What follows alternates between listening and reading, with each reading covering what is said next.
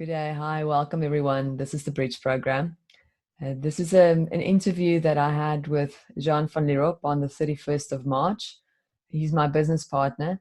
And we're chatting through the decisions that we need to make in our own practice and also what we're facing as private practitioners in South Africa at the moment during the COVID-19 crisis.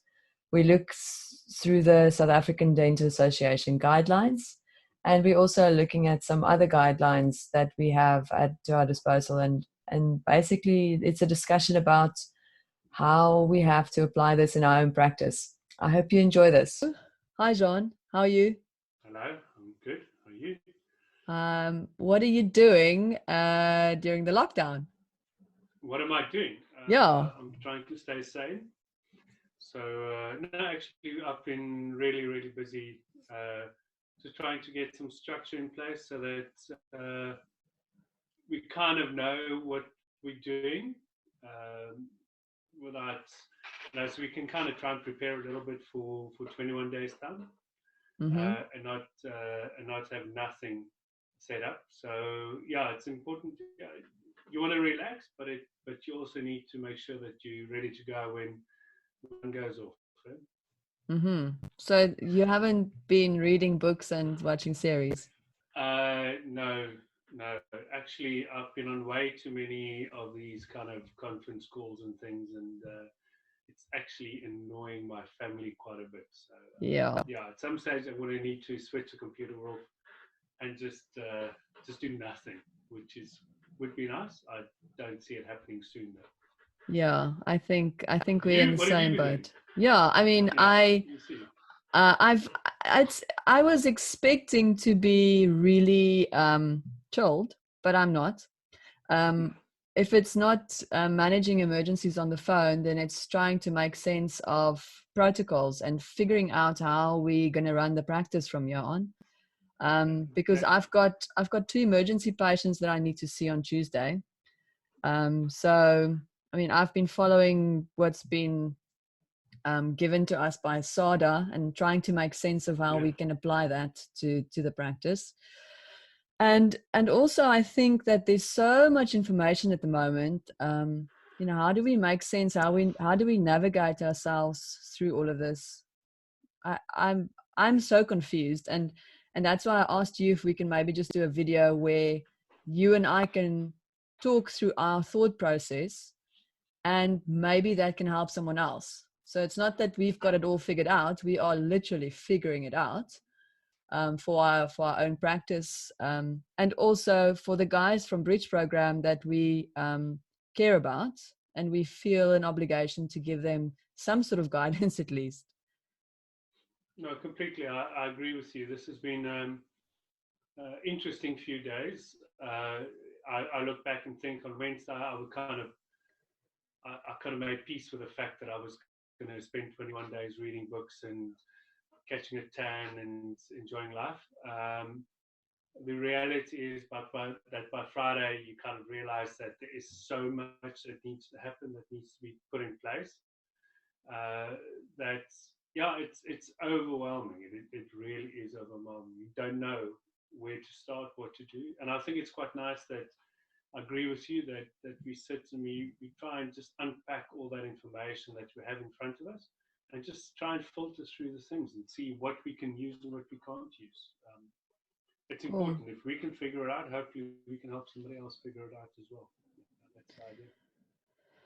Great. So I think as we've discussed just before the meeting, I think we want to just try and give it some structure, and this might be a couple of video calls that we'll have. Yeah.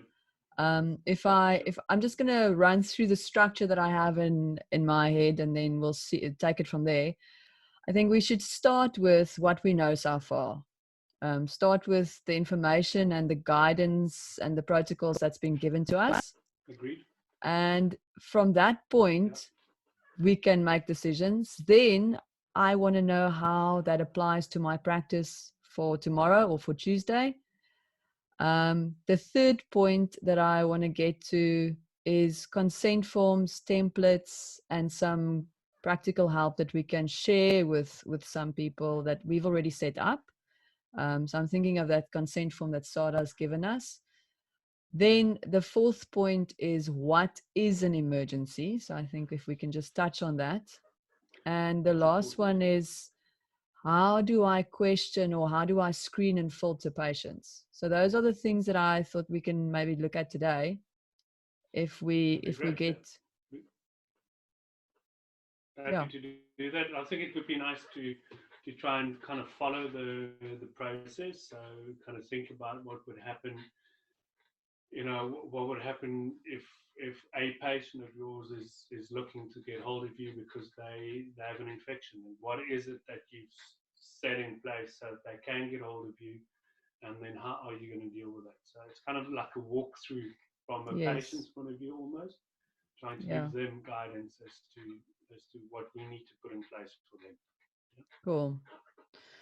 Okay, so if I can start with what we know so far, I've put together quite a large document vault almost on Google Drive. You've seen that. Yeah, you can submit that to SADA and to say thank you very much. Yeah, I think I was a bit over enthusiastic the first day of lockdown. But let's just start with what we have from SADA, which is we see SADA as our governing body, and we are looking to them to give us advice. And I'm going to open the document that they've sent. I thought I had it open. Let me just quickly get it. There we go. Yeah, while you're looking for it, I think it's important that we just reiterate that this is just us trying to filter through things and trying to figure it out as we go along.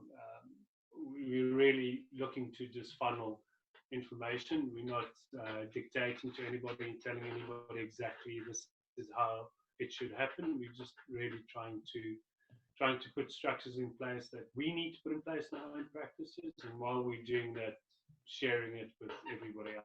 They hopefully can help. We can help other guys set up as well. Yeah. Cool. Yeah. So I agree with you. I think that's a disclaimer that we definitely have to put in there. No, neither you or we're not infection control or infectious disease specialist or viral specialist, but we are dentists and we are medical professionals, and we have a responsibility to know. So because there's very little guidance out there, it is our responsibility to find out and to educate ourselves. We have a responsibility to ourselves and to our patients. And that's why we've gone in on this deep dive of looking for information. But yes, tomorrow and the day after, the information might change. We really just don't know, but we can make decisions based on what we have at the moment. Cool. So if I look at excuse me. Yeah, go for it. If I look at the SADA publication, it's dated the 26th of March. And that's public. It's for everyone to see on SADA's website. I have to say they've got really cool information on there. If you want to go and have a look, they've got some nice links and downloadable items. So this was sent to us on the 26th of March, and basically what they're saying is we are on lockdown.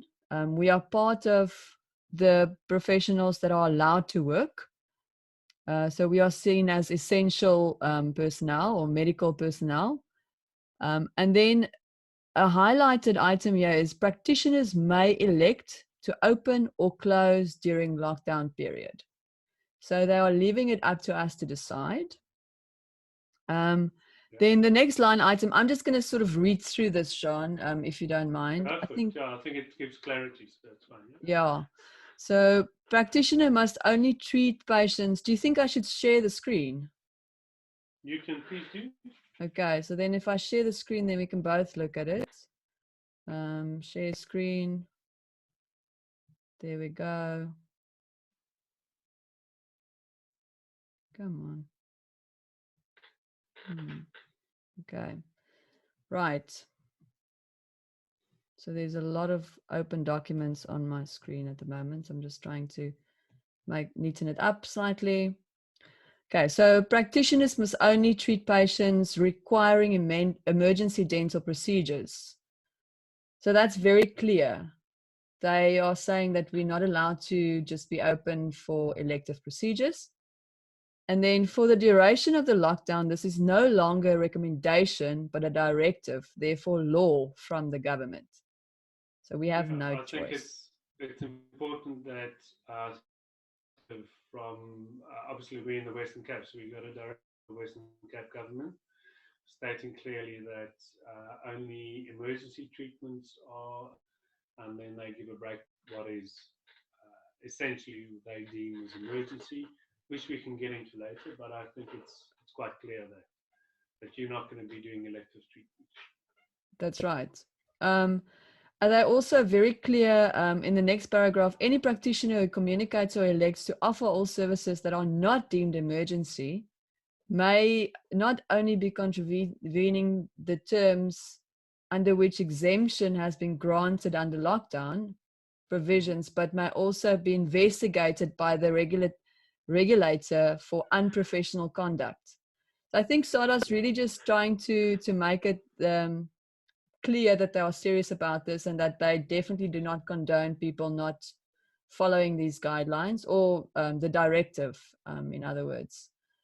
They also talk about indemnity cover that will not be covering you if you do not follow this. And some third-party medical aids will probably not cover your claims if you are claiming procedures that are not seen as an emergency. I think that's maybe something that we can just stand still at. I mean, that's quite a serious thing. You know, that It's a can. massive statement. I, I'm not sure how big a grey area that is because emergency, you have to clearly define what is emergency. But obviously, yeah, there will be some rules and regulations that they would probably publish later as to what constitutes that. Yeah, I think it's just obvious from the statements that all the loopholes are being closed. In other words, if you think you can get away with it, there are no ways for them to find out that you have been practicing or doing work outside of the law. that's right. So they also give us guidelines and what is an emergency. So that was one of the points that we wanted to speak about. So we can maybe just look at what SADA says. There's a lot of other people that also have opinions about what is an emergency, but this is SADA's opinion. They say it's a patient in acute pain with abscess, swelling, or excessive post-operative bleeding. That is it. And they say that if it's something that can be extended for 30 days, that it is not an emergency, but that it will depend on the dentist's professional judgment combined with the patient assessment. And that's how you will determine if you will see the patient. So they are leaving some discretion. It's a bit of a grey area there, yeah. That's right. I think it's just difficult for them to really fully commit and give you a list of 10 things you're allowed to do. I mean, that's just practically not possible. So Yeah. there is some leeway. I think it's really up to the treating dentist to have a moral standing and to have a moral obligation as to what they're willing to commit to. Yeah, Western Cape was a bit more clear as to what they classify as being emergency. I think you've got a list there as well from the American Dental Association. Also, I've just spoken to a friend of mine in Italy. Obviously, they're 3 weeks ahead of us. We can chat about that, maybe about what his experiences are. Let's do that. I'm really curious to hear what Giuseppe's saying. Yeah, Giuseppe is been in lockdown for 3 weeks now, going into 3 weeks. His practice been closed for 3 weeks, and they've got, interestingly, very similar guidelines as to what we have at the moment. So they talk about emergency protocol, how to screen your patients. It's very similar layout and questions that they ask to us. He is definitely, in the 3 weeks, he's only seen one emergency patient. And Wow. he was just commenting that it was an hour procedure. It took him half an hour to set up, and it took him an hour to clean up afterwards. Sure. So, an hour procedure took 2.5 hours, and that's because of all the regulations regarding infection control, all those kind of things that's in place.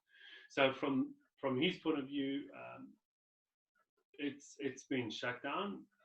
They've had no real neural work, and they don't see any work coming in the foreseeable future. So he doesn't see himself working, or any of his colleagues working for the next at least 3 or 4 weeks more. Okay. So they're looking at 8 weeks of lockdown. That's probably still conservative. I mean, yeah, that's his sure. opinion. Look at his Yeah. opinion. So Yeah. it's not, let's not go and scare everybody. But No. basically, if you chat around, the bottom line is that if we look at the structures or the questions we need to ask patients, if we look at the protocols that we need to follow, it's worldwide is actually very similar. Whether you look at the ADA, you look at the Italian authorities, or you look at the South African authorities, SADA, for instance, it's the criteria and the process to follow is very, very similar. So that's a great thing. It's positive. At least everybody worldwide are talking in the same way. Great. So what we'll also do on the platform that we're sharing this is we will make available the documents that we've used to get to the conclusions. So that will be available for people to look at. And then what was the next point on our list? It was, I think it was how do we about the patient flow, and yes, how do we get to talk to our patients? How do patients get to find out where we are? And it's important. At this time, you don't want to leave somebody and that needs your help alone completely. Also, it's important for your practice profile. It's important for your patients' communication with your practice, that they see a clear plan as to what you're going to do and how you're going to implement in these days. Okay? That's right. It's just a way of bringing information to your patients as well, which I think is very important. They're as unsure as you are, so just give them some guidance at least. Yeah, people are looking for guidance, and I think everyone is so unsure that if you can give someone a little bit of comfort, it will be really appreciated, especially someone in pain.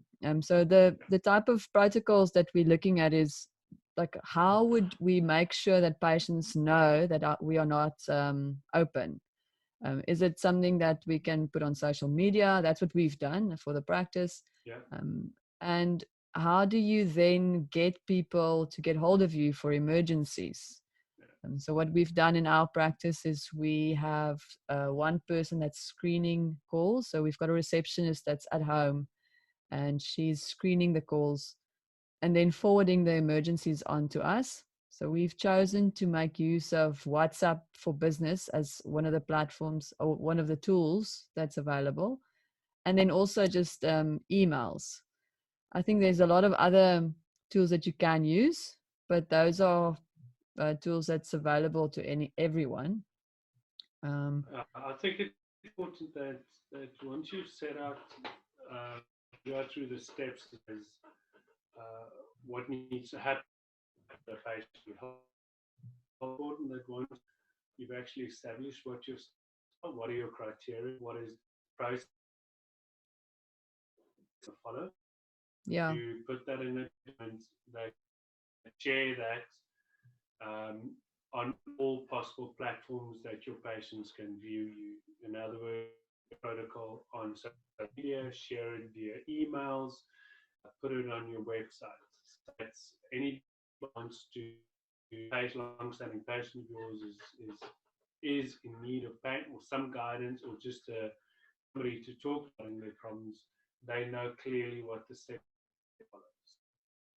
That's with the world almost. Yeah. Sorry, can you just repeat the last sentence you just said there? I think it's so your communication with the outside. Once your actual criteria, your steps, your plans, you need to then share that on all your platforms, social media, websites, and through mass email to all your clients, just to share with them what they can expect. Okay. That's right. Yeah. So, and then to give people practical steps that they can follow. So, Exactly. to say that so the practice is closed for elective procedures. I think we should be careful with how we word things. SADA also mentioned that, sending out an email or communication to the whole world saying that you closed is actually a bit of a security risk, which is something I never thought about. So be careful to put notices on your doors to say that you closed, because we've got so much expensive equipment in our practices. So we should actually be very clear that we are closed for elective procedures during the lockdown, but we are still attending to emergencies under the following criteria.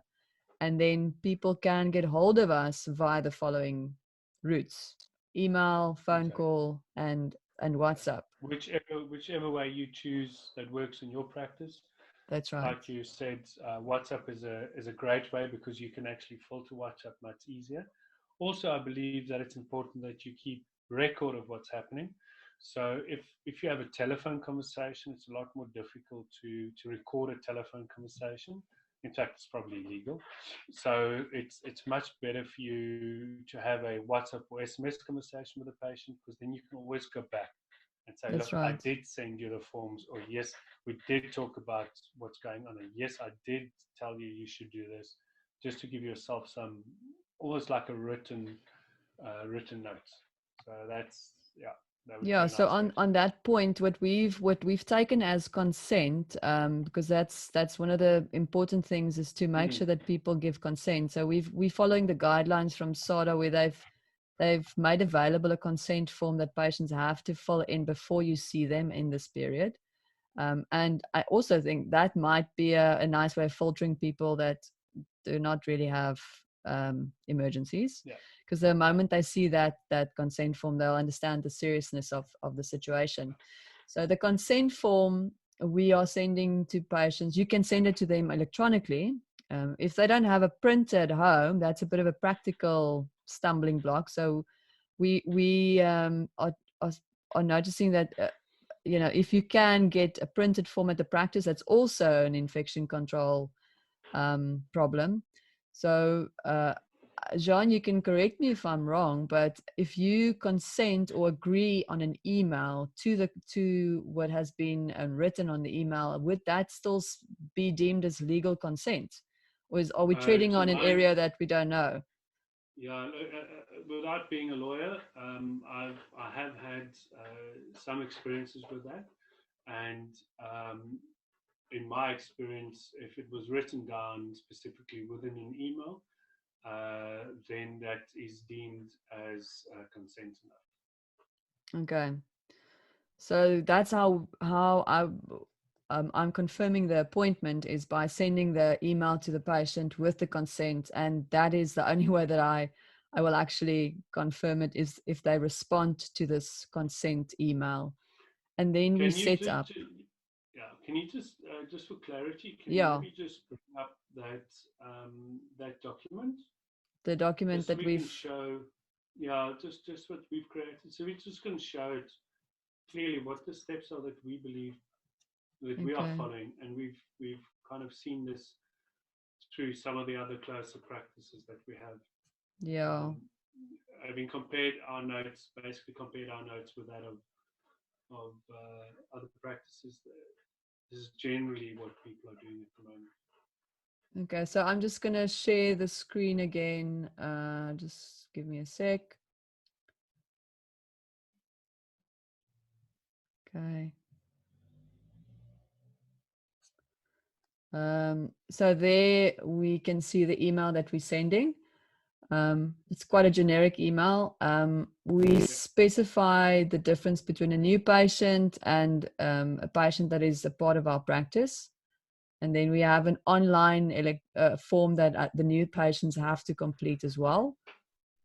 We also give them directions. And then we explain the part of the compulsory consent form that needs to be completed.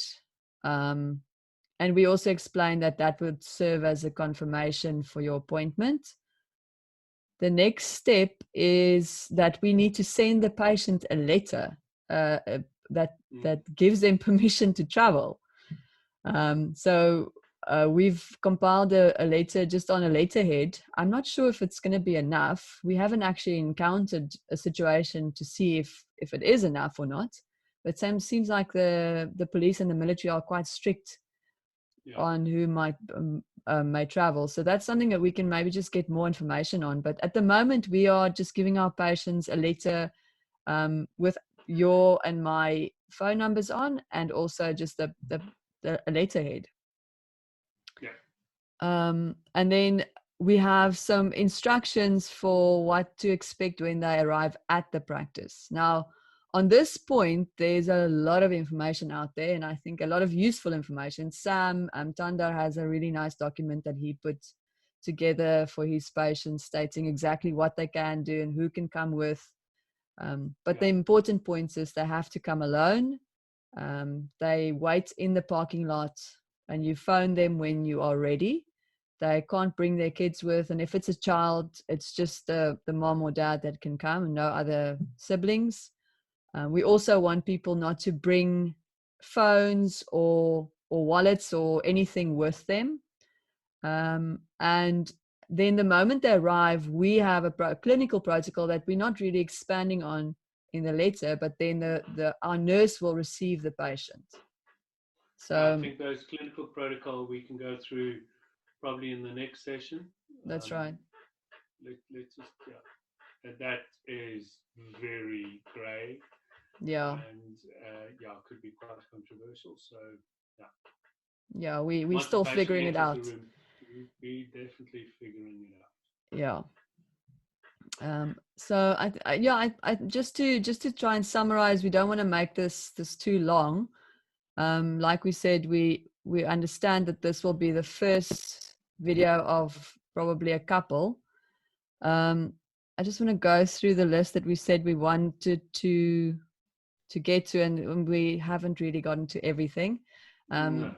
But we will make a plan to follow up with a second video where you and I just chat about our own protocols for our own sakes, for the patient that I'm supposed to see on Tuesday. But in closing, Jean, do you have anything else that you want to add? Yeah, look, this is unprecedented times. There are no notes, no history, nothing that we can go look back at and say, well, this is what we need to do. I think worldwide, we all, from the contact I had with colleagues overseas, everybody's just trying to figure it out as they go along. So, stay flexible. Try and what works today might not be the right thing in 3 or 4 weeks or 2 weeks time. So the idea is to try and stay on top of things, try and understand what people are talking about, and follow as many platforms as you can without going completely crazy, because you don't want to do that. But just think in the back of your mind that, from a practice point of view, you have to try and help people as much as you can, but you also need to look after your own health and the health of your family and the health of the community. So, your actions have got an impact on everybody around you. So stick to the rules, do what you know you need to do, follow your correct moral compass, and at the end of this, we'll walk out and hopefully return to normal, and life goes on. And we can laugh about it in a year or 2 years' time with a beer in the hand sitting on the beach. That's kind of the wish. But that would be amazing. if we can have another. If I can still afford a beer. Yes. I want to add to that and really ask nicely, please, guys, don't be gentle with us. If you want to comment on the video, you're very welcome, and we're encouraging you to open conversation. My intention with creating this video, and I spoke to Jean about it a couple of days ago already, was really to create a conversation, or to open the conversation, and to help each other. As dentists, we are so alone and so focused on our own stuff, and everyone is in panic stations, and that tends to bring out the worst in people. But I really want to ask that we don't criticize and judge each other in this time, but that we rather uplift and help and build each other up, and that we can be stronger together. Maybe we can do it differently this time, and not be just on our own little planets. Maybe we can actually help each other. So please give comments and share information. This document vault that I'm setting up, I'm encouraging anyone, our friends from South Africa, from all across, to add to this, and somehow maybe we can make sense of the chaos, and hopefully come out stronger on the other side. Thanks for listening. I think that was a great first episode with a bit of technical difficulty, but thanks for bearing with us. Next time we'll go into more detail with some of the things that we didn't get a chance to touch on. We'll look at the actual questions that you need to ask a patient when you are dealing with an emergency, how to triage, how to decide whether this is something that can wait, and also the practical things, the practical steps that we can take to make sure that we protect ourselves and our patients when we see these emergencies. There's so many uncertainties in this time. Let's try and navigate, and let's try and help each other through this together. Looking forward to see you guys next time. Thank you.